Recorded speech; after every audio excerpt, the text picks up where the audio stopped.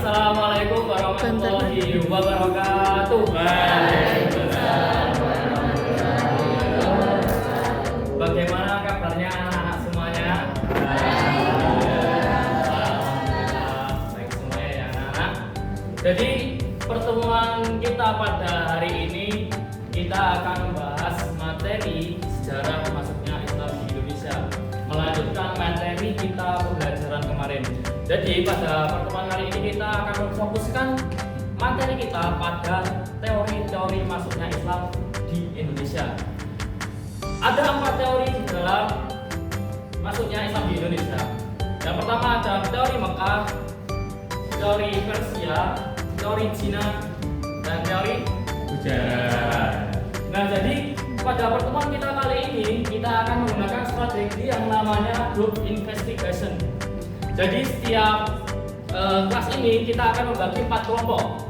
4 kelompok dari masing-masing kelompok itu mendapatkan materi pembahasan. Jadi materi pembahasannya itu berbeda-beda. Ada yang mendapatkan teori Persia, teori Cina, teori Gujarat, dan teori Mekah. Untuk itu langsung saja teman-teman untuk dibagi kelompoknya. Kelompok 1 Mas Rival, Mbak Andin, Mbak Nisa, Mbak Olip, Mas Yusuf Badian.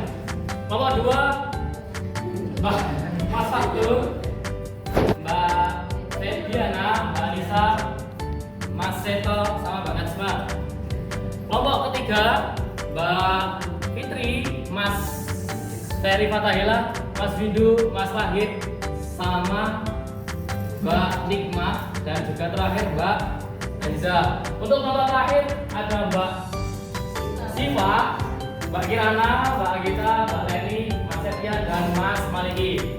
Oke, langsung saja dibagi kelompoknya untuk segera menempatkan posisi pada kelompoknya masing-masing. Silakan teman-teman. Ya, bebas. Sudah ya, teman-teman. Ya.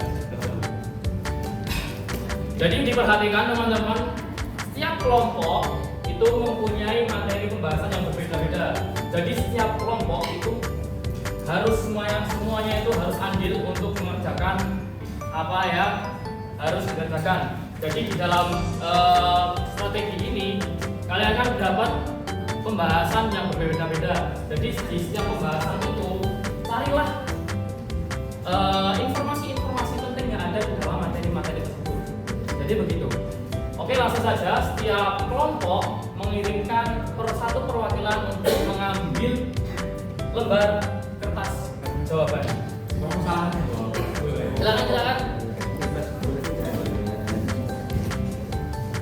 Mas Windu dapat teori Mekah,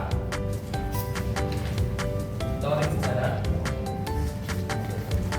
teori Persia, dan terakhir teori Cina. Diperhatikan teman-teman, setiap materi pembahasan berilah dalam materi tersebut itu informasi-informasi penting seperti kapan masuknya teori tersebut ke Indonesia, terus tokoh-tokoh apa saja yang mendukung teori tersebut, dan peninggalan apa atau bukti-bukti apa yang menjadi dasar teori tersebut. Oke, langsung saja dikerjakan teman-teman. Ini dapat kelompok teori Persia. Jadi di teori Persia ada kesulitan nggak teman-teman? Aman. Jangan lupa ya, perhatikan teorinya apa, teorinya tersebut itu berisi tentang apa, peninggalannya itu apa, juga tokoh-tokohnya. Itu ya kelompok Persia. Ya. Kelompok ini ada kesulitan nggak? Tidak ada. Perhatikan ya, dicari informasinya.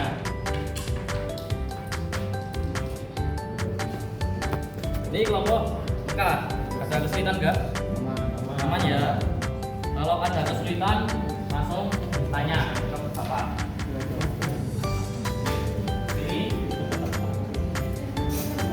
Ini sudah selesai. Dari ini ya. Kelompok mengirimkan satu perwakilan untuk mempresentasikan hasil diskusi kelompok. Apa ya? Untuk sistem presentasinya cukup kalian berdiri di tempat duduk kalian, nggak usah masuk ke depan.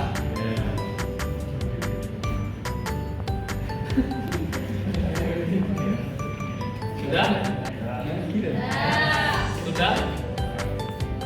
Sudah mas? Sudah? Kelompok sini sudah? Kelompok situ sudah? Sudah. Kelompok terakhir? Oke. Silakan untuk kelompok yang pertama dari kelompok sini untuk mengambilkan presentasinya.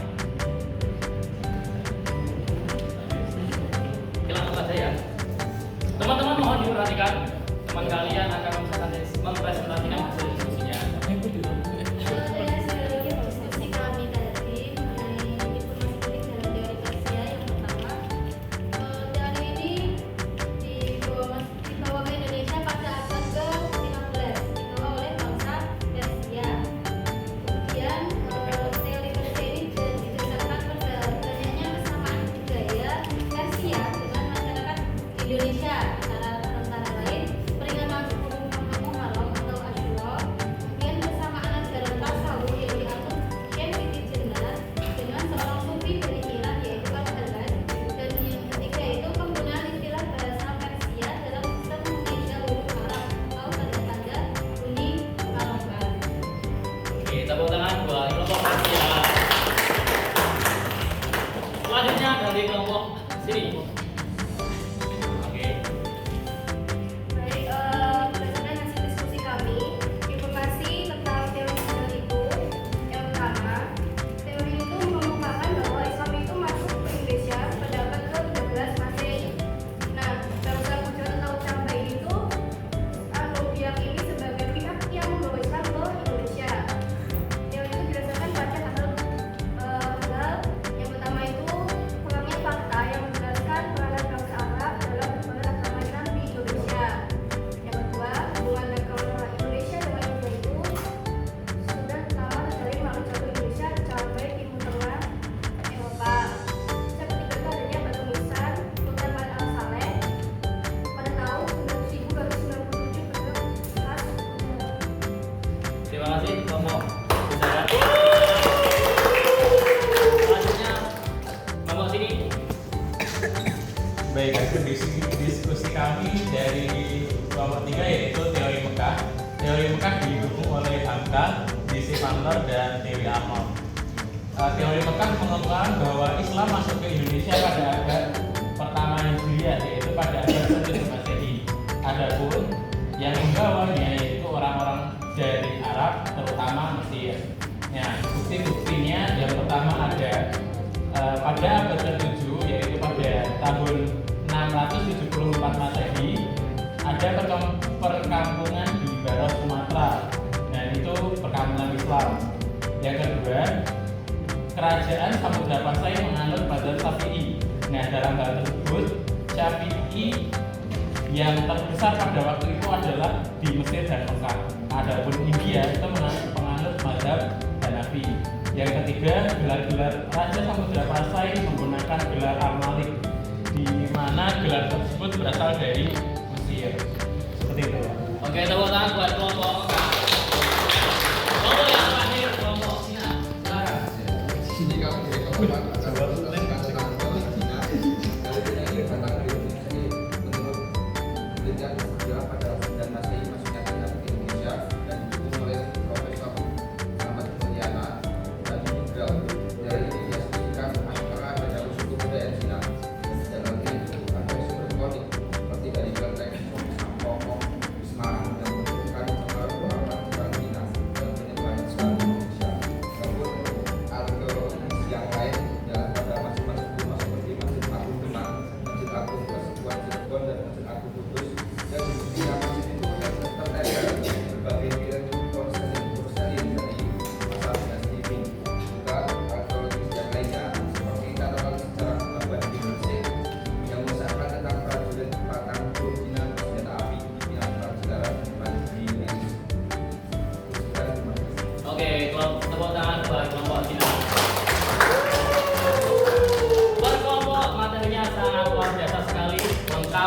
jelas.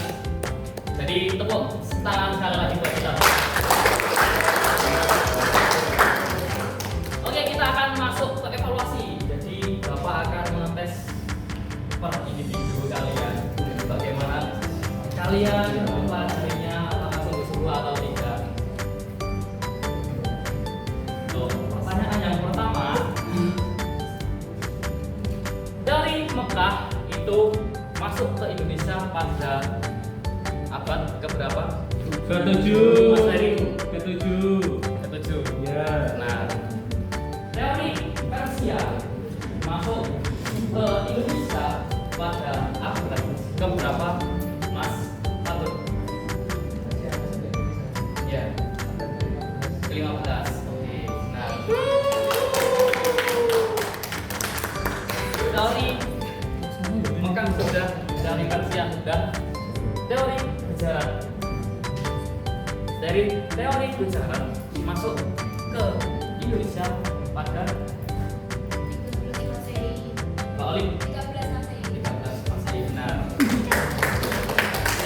Terakhir kelompok, bukan kelompok, maksudnya teori Cina masuk ke Indonesia pada 9 apa? 9 Masehi ya, oke benar. Oke, pinter-pinter kelas ini. Bapak sangat senang, antusias teman-teman semuanya dalam pembelajaran kita kali ini. Oke, untuk tugasnya teman-teman, jangan lupa setiap presentasi kalian, setiap tadi presentasi per kelompok itu ditulis di buku kalian, besok dikumpulkan. Jangan lupa besok ya ke pertemuan berikutnya. Oke, untuk menutup pertemuan kita pada kali ini, marilah kita membaca hamdalah dan kifaratul majlis bersama. Alhamdulillahirabbil alamin. Subhanakallahumma wa bihamdika asyhadu an la ilaha illa anta astaghfiruka wa atubu ilaik.